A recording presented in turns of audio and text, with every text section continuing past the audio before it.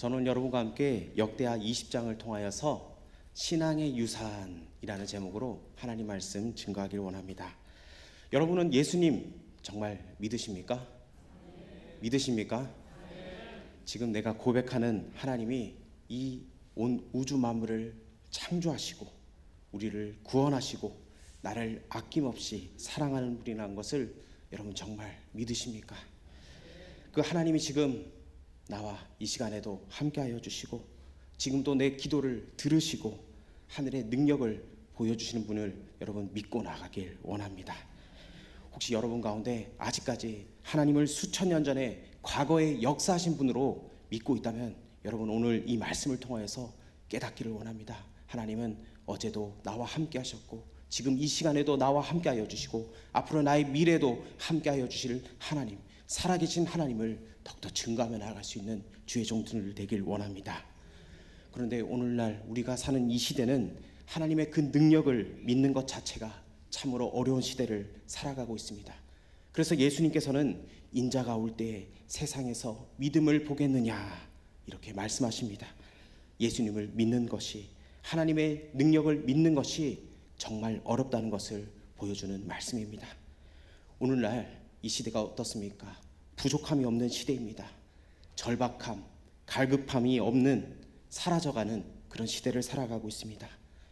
믿음으로 달려온 부모를 보고 자란 지금의 청년 세대에게는 간절함이 보이지가 않습니다. 우리나라는 세계에서도 잘 사는 나라가 되었습니다. 안정된 사회에서 피할 곳도 참 많아졌습니다. 이제는 위기가 닥쳐와도 기도하려고 들지 않습니다. 다른 곳으로 피합니다. 예전에 갈급하게 기도하던 우리 부모 세대도 점점 잘 사는 나라, 안정된 사회에 적응해 가고 있습니다. 갈급함이 사라지다 보니까 진정한 기도가 나올 수가 없습니다. 기도 없는 부모에게서 기도하는 자녀가 나올 리가 없습니다. 왜냐?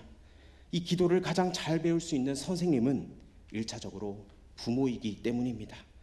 그렇다면 우리는 우리의 자녀에게 어떻게 신앙교육의 삶을 가르칠 수 있겠습니까? 오늘 본문에 나오는 여호사밧은 하나님 앞에 바로 서기 위해서 무엇보다 기도로서 하나님 앞에 서기 위해 노력했던 사람입니다. 그러나 그는 하나님 앞에서 모세나 사무엘과는 달랐습니다. 실수도 많았습니다. 때로 그의 모습은 오늘을 사는 우리와 별반 다름이 없는 그런 삶을 살았습니다. 그럼에도 하나님은 그런 여호사밧을 축복하셔서 부귀와 놀라운 은혜를 허락하여 주셔서 다 누리게 하셨습니다. 오늘 여호사밧의 삶을 통해서 부모된 우리가 우리의 자녀에게 어떤 신앙의 유산을 물려줘야 될지 오늘 본문을 통해서 살펴보길 원합니다. 우리가 자녀에게 물려줘야 할 첫 번째 신앙의 유산은 위기 앞에서 먼저 하나님 앞에 엎드려야 한다는 겁니다. 위기 앞에서 먼저 하나님 앞에 엎드리라. 여호사밧은 유다의 4대 왕으로서 35살에 즉위하여서 25년 동안 이스라엘을 통치했습니다. 그의 스토리는 하나님 앞에 의로웠던 왕의 소개로 시작을 하고 있습니다. 여호사밧은 다윗의 길을 따라서 하나님의 말씀대로 살기 위해 애쓴 왕이었습니다. 우상을 물리치고 백성에게 하나님의 말씀을 가르치려고 부단히 애를 썼던 왕이었습니다. 그런데 여호사밧은 자신의 영광이 최고조에 달했을 때 엄청난 실수를 저지릅니다. 바로 아합 왕과 화친을 맺고 서로의 아들과 딸을 주고받는 정략 결혼을 하게 된 겁니다. 여러분, 아합이 누구입니까? 이 아합은 북이스라엘의 왕으로서 우상을 섬기고 악하기로 소문난 왕이었습니다. 그런데 여호사밧이 신앙적인 원리가 아닌 정치를 위해 그런 아합과 사돈을 맺었습니다. 당연히 하나님은 이 일을 기뻐하지 않았습니다. 아합이 나가는 전투에 여호사밧이 함께 나가게 되었습니다. 그런데 그 전쟁에서 아합은 적이 쏜 화살에 맞아 죽었습니다. 여호사밧도 죽을 고비를 만나게 됩니다. 하지만 하나님 앞에 간절히 기도함으로 여호사밧은 구원을 얻었습니다. 그제서야 정신을 차리게 됩니다. 하나님 앞에 바로 쓰임 받아야겠다고 그렇게 생각을 했습니다. 여호사밧은 모든 백성을 하나님 앞으로 인도하기 위해서 최선을 다했습니다. 재판장에게는 사람 앞에서 재판하지 말고 하나님 앞에서 올바른 재판을 하도록 그렇게 촉구를 했습니다. 백성이 하나님을 경외할 수 있도록 이끌었던 왕, 참 선하게 움직였던 왕, 그런 여호사밧을 보시고 하나님이 얼마나 그를 기뻐하셨겠습니까? 그런데 어느 날 하늘이 무너지는 소식이 들려옵니다. 오늘 본문 1절을 우리 다시 한 번 더 읽어보도록 하겠습니다. 시작. 그 후에 모압 자손과 암몬 자손들이 마온 사람들과 함께 와서 여호사밧을 치고자 한지라. 아멘. 여기에 보니 모압, 암몬, 마온 자손이 동맹을 이루어서 쳐들어왔다고 말씀합니다. 동시에 수많은 적군이 여호사밧을 치기 위해 오고 있다는 소식을 들었습니다. 여러분이 한 나라를 책임지는 왕이라면 이 상황에서 어떻게 대처를 해야 되겠습니까? 백성들에게 비상사태를 선포하고 군사들을 모으고 전략회의를 해야 되는 것이 먼저 아닙니까? 그런데 여호사밧은 의외의 행동을 합니다. 군사를 준비시키는 것이 아니라 하나님 앞에 나아가서 무릎을 꿇었습니다. 즉 기도의 자리로 나아간 겁니다. 오늘 본문 3절과 4절을 다시 한 번 더 읽어봅시다. 시작. 여호사밧이 두려워하여 여호와께로 낯을 향하여 간구하고 온 유다 백성에게 금식하라 공포하며 유다 사람이 여호와께 도우심을 구하려 하여 유다 모든 성읍에서 모여와서 여호와께 간구하더라. 아멘. 이 결정적인 순간에 무엇을 바라봅니까? 여호와께로 낯을 향하여 간구하고 백성들과 함께 금식하고 여호와 하나님께 간구하는 모습이 나옵니다. 우리의 신앙은 바로 여기에 달렸다는 겁니다. 평소에는 믿음으로 사는 듯 하다가 결정적인 상황이 닥치면 상식적으로 이성적으로 돌아가는 사람들이 얼마나 많습니까? 평소에는 그렇게 믿음을 부르짖으면서 인생의 그 어려움이 막상 닥칠 때나 자녀들이 결혼을 할 때, 직장을 구할 때, 자녀들을 양육할 때, 인생의 중요한 결정을 선택할 때 우리는 세상의 원리를 따라가고 있지는 않습니까? 그러나 여호사밧은 달랐습니다. 위기 속에서 하나님께 나아갔던 겁니다. 당시 이스라엘 백성들은 수많은 사람들이 우상을 섬겼습니다. 그런 가운데 여호사밧은 왕으로서 어떻게 하나님 앞으로 나아갈 수 있었겠습니까? 자신만이 아니라 온 백성이 함께 기도할 수 있도록 이끌었겠습니까? 그 이유는 바로 여호사밧의 아버지이자 이스라엘의 선대왕인 아사 왕에게서 그 기도의 삶을 배웠기 때문입니다. 아사 시대에 위기가 닥친 적이 있습니다.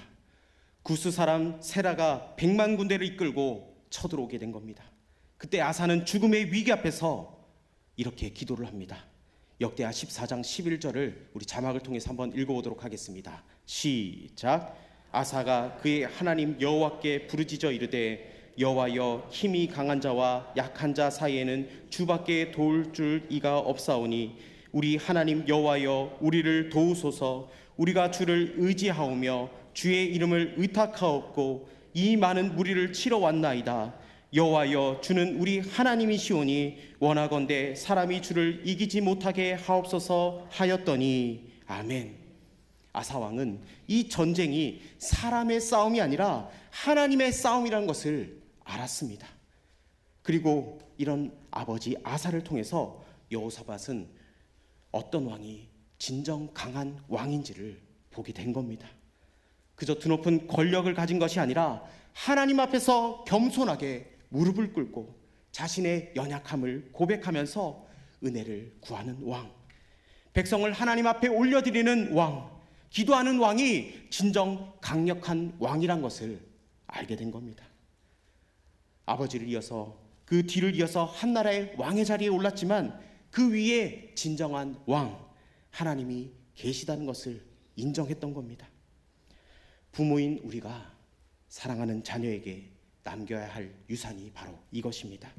한 나라의 왕도 그 위에 진정한 왕이신 하나님을 인정하며 간절히 기도했듯이 우리도 온 우주 만물의 진정한 왕이신 하나님 앞에 무릎 꿇고 기도해야 함을 자녀에게 가르쳐야 한다는 겁니다. 그러려면 먼저 부모가 기도해야 합니다. 기도하는 부모에게서 기도하는 자녀가 나오게 되는 겁니다. 여호사밧의 기도를 보십시오. 아버지의 기도가 그대로 녹아 있습니다. 우리 12절 말씀을 한 번 더 읽어봅시다. 시작. 우리 하나님이여 그들을 징벌하지 아니하시나이까.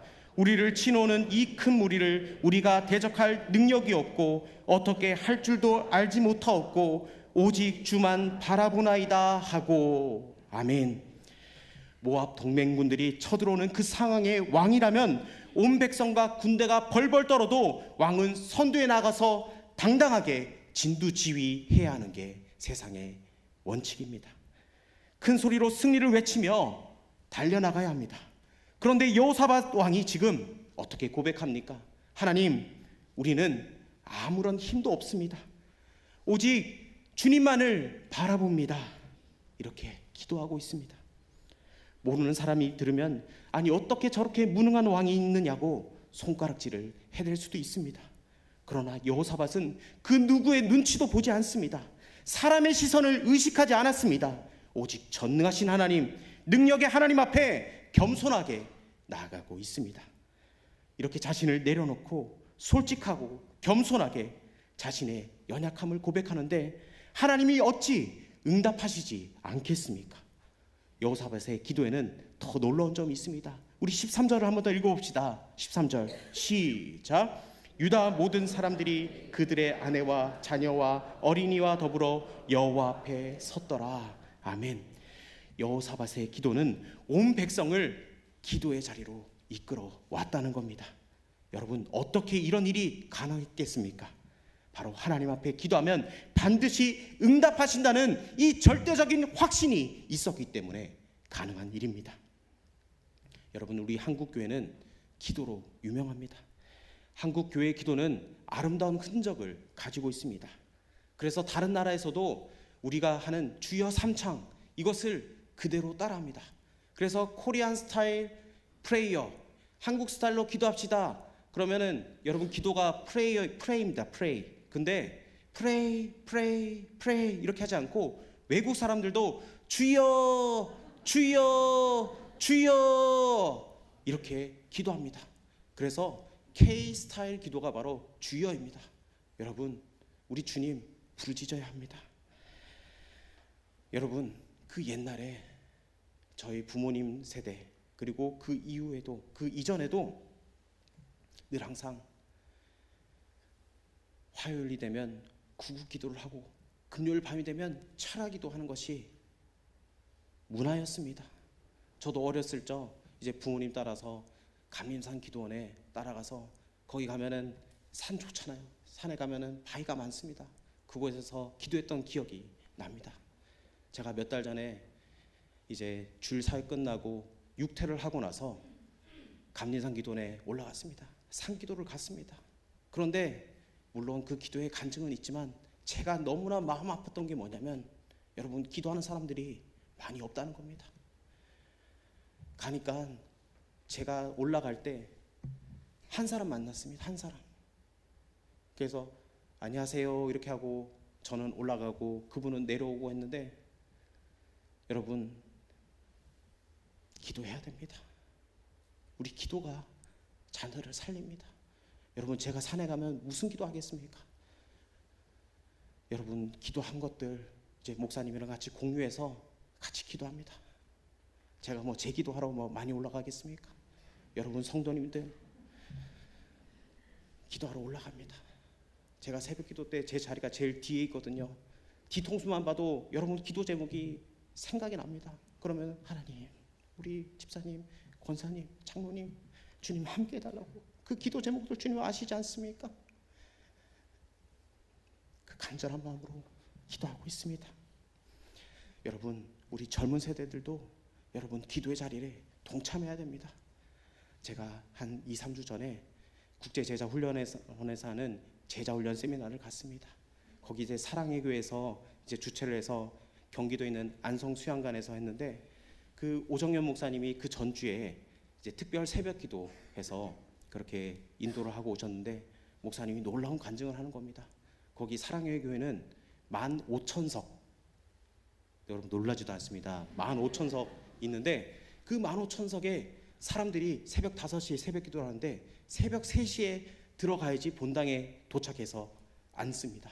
새벽 4시 하면은 부속 성전에서 예배를 드려야 됩니다. 그런데 그 젊은 부부 자녀들이 자기들이 그 기도하고 그 예배하는 모습을 아이들에게 보여주기 위해서 작은 아이를 강제로 그렇게 끌고 와서 예배를 드립니다. 여러분, 그 아이들이 무엇을 보고 자라겠습니까? 이렇게 새벽 기도에 우리 부모님이 자는 날을 데리고 와서 그래도 하나님 성전에서 자게 하구나. 여러분, 부모가 그 자녀들을 놓고 기도할 때 여러분, 우리가 봐도 이렇게 아름다운데 하나님 보시기에 얼마나 아름답지 않겠습니까? 여러분, 지금 우리는 어떤 자세로 기도하고 계십니까? 기도하는 삶을 사랑하는 자녀에게 가르치고 있으십니까? 위기가 닥쳐왔을 때 세상으로 돌아가는 것이 아니라 하나님 앞에 겸허하고 무릎 꿇는 기도하는 모습을 우리는 우리의 자녀들에게 가르쳐야 한다는 겁니다. 신앙적으로 교육할 때 우리 자녀들은 세상 속에서 흔들리지 않고 하나님의 사람으로 온전히 설 수가 있습니다. 세상을 살 때 세상의 선을 긋는 신앙인, 세상과 동화되어 살지 않고 어그러진 세상을 하나님의 사랑과 진리로 교화시켜서 아름답게 만드는 그 주님의 제자로 클 수 있게 우리의 자녀들을 가르쳐야 한다는 겁니다. 여러분, 경제가 어렵고 건강이 좋지 않고 상황이 더 안 좋을 때 여러분, 그때가 바로 기도할 때입니다. 요즘 인생의 지극히 어려운 때를 지나고 있는 성도들이 많습니다. 저는 기도합니다. 하나님, 우리 성도님들 그 인생의 풍랑을 반드시 이기게 하여 주십시오.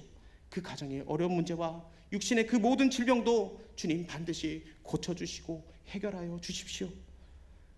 그런데 여기서 더 나아가 여러분들도 이 기도를 꼭 해야 합니다.